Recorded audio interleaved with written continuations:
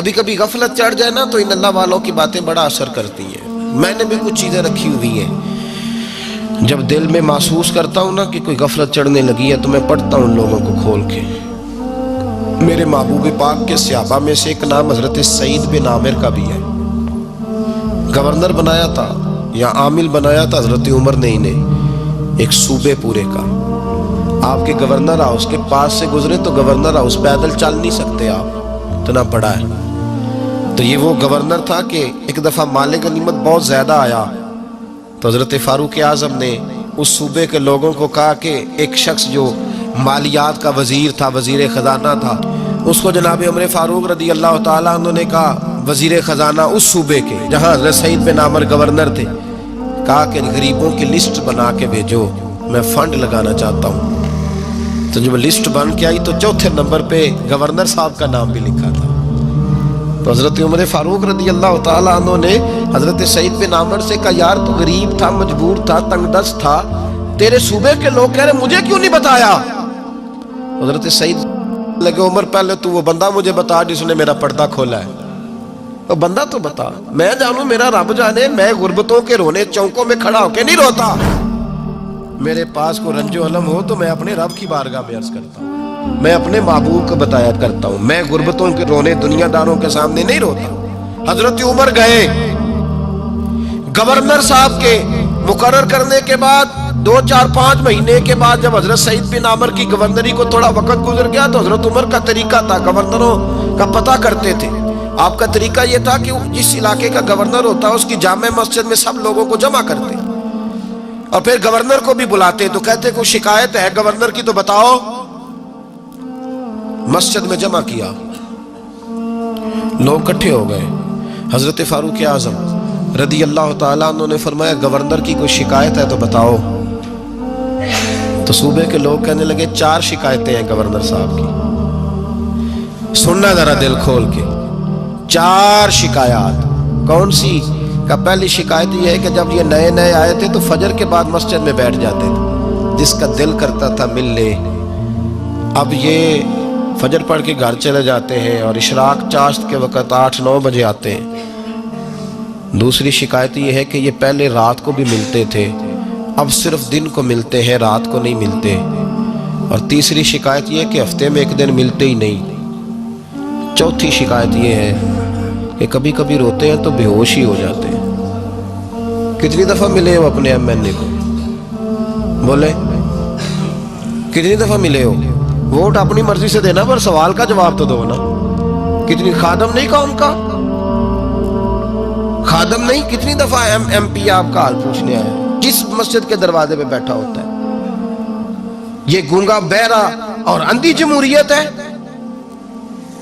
رنگ وہی بہتر ہے جو محمد عربی کے غلاموں نے ہمیں عطا فرمایا ہے صلی اللہ تعالی علیہ، اور یہی چراغ جلے گا تو روشنی ہوگی. حضرت سعید بن عامر گورنر، اور میں اکثر کہتا ہوں اسی دھرتی پر یہ وہ نور والے لوگ تھے جنہیں میرے رسول نے نور عطا فرمایا تھا. یہ ہے تربیت میرے نبی پاک کی. حضرت عمر نے گورنر کی طرف دیکھا، فرمایا بتائیں جناب آپ کی شکایت آئی ہے. پہلی شکایت یہ ہے کہ آپ پہلے فجر کے وقت ملتے تھے، اب اشراق چاشت میں ملتے. حضرت سعید بن عامر رضی اللہ تعالیٰ عنہ کہنے لگے، حضور اگر آپ نہ ہوتے کوئی اور پوچھتا تو میں کبھی نہ بتاتا. حضور میری مجبوری یہ ہے کہ میری بیوی بیمار ہو گئی ہے اور معذور ہو گئی ہے ٹانگوں سے.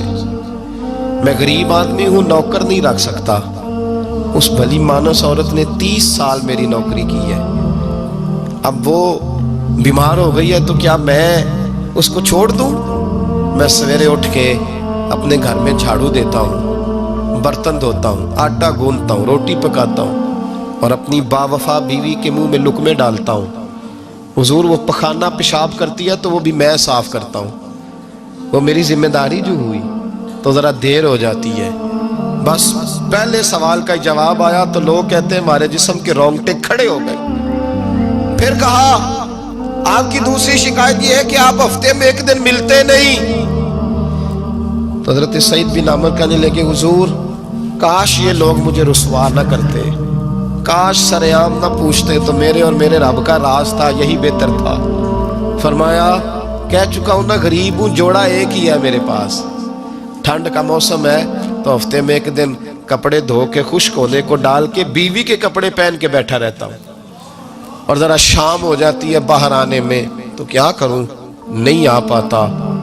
कहा तेरी तीसरी शिकायत यह है कि तू रात को नहीं मिलता, सिर्फ दिन को मिलता है। हजरत उमर कहते हैं अपनी सफेद दाढ़ी जनाब सईद बिन अमर ने जोर से पकड़ ली।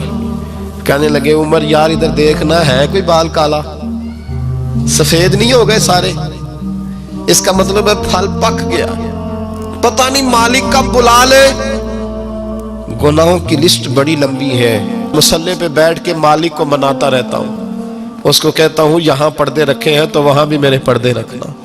मैं सारी रात दिन मैंने रखा हुआ है मखलूक के लिए, रात रब के लिए रखी है। उमर क्या करूं, वहां भी तो जाना है ना, नहीं मिल पाता। हजरत उमर की आंखें आंसुओं से भर गईं। फरमाया चल चौथी बात बता। कभी कभी बेहोश क्यों हो जाता है रोते रोते, तो फिर रोने लगे। कहने लगे हुजूर मैंने 40 साल की उम्र में कलमा पढ़ा है, जब 40 साल के गुनाह याद आते हैं तो फिर मुझसे सब्र नहीं होता, और सोचता हूं अगर एक गुनाह का पता ते सारा है ना सरदार नू कीतियां दा, मन आनम के मन दानम, पता ते सारा है सरदार नू कीतियां दा, और जब 40 साल की खताएं याद आती हैं तो रो पड़ता हूं और सोचता हूं अगर मालिक ने खड़ा करके पूछा तो जवाब क्या दूंगा। उमर मेरे लिए दुआ कर, रब मेरी 40 साल की खताएं बख्श दे। हजरत उमर रोने लगे। जनाब सईद बिन अमर कहने लगे बड़ी बातें हो गई, मेरे बड़े पर्दे खुल गए, चल अब मेरी सजा का ऐलान कर मैं जाऊं।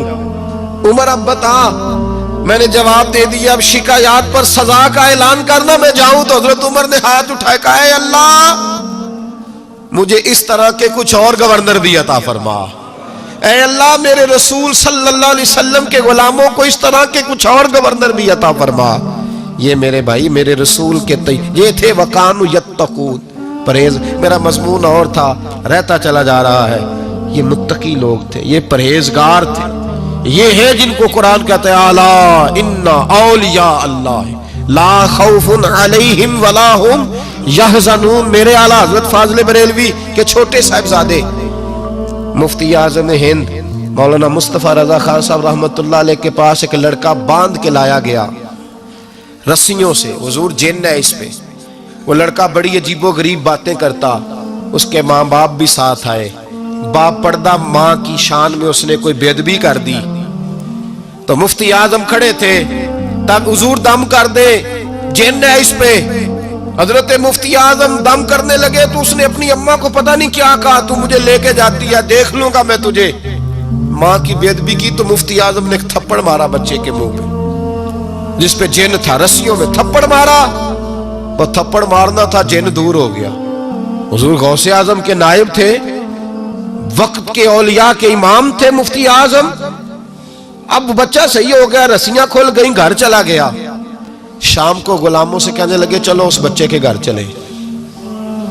उसके घर पहुंचे, दरवाजे पे दस्तक दी तो घर वाले बाहर आकर हुजूर आप हमें हुक्म देते, फरमाया बच्चे को बुलाओ। बुलाया, फरमाने लगे बेटे से ठीक है, कहाँ ठीक है। फरमाने लगे अल्लाह की रिजा के लिए मुझे माफ कर दे, मैंने तुझे थप्पड़ मार दिया था, माफी दे दे। कहा हुजूर आप क्या कर रहे हैं। फरमाया बेटे तेरा इलाज ये था, एक तो तू माँ की बेदबी कर रहा था, दूसरा तेरे ऊपर आसेब था, थप्पड़ ना मारता तो आसेब जाता ना, पर मेरे एक थप्पड़ से रुखसत हो गया। लेकिन मुसलमान को तकलीफ देने का मतलब नबी पाक को तकलीफ देना है। मुझसे नमाजें नहीं पढ़ी गई, मेरे दिल पे इतना बोझ था, बड़ी मुश्किल से मैंने अपनी इबादत की है 5 वक्ता, मेहरबानी कर। ये थे मुत्तकी लोग, मुत्तकी परहेजगार, जरा भी अल्लाह की नाफरमानी से डरते थे।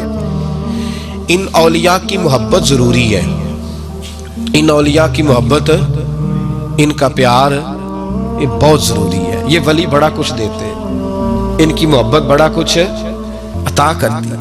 ये अल्लाह तबारक व तआला के बंदे को अल्लाह के करीब कर देते हैं, कुर्ब देते हैं।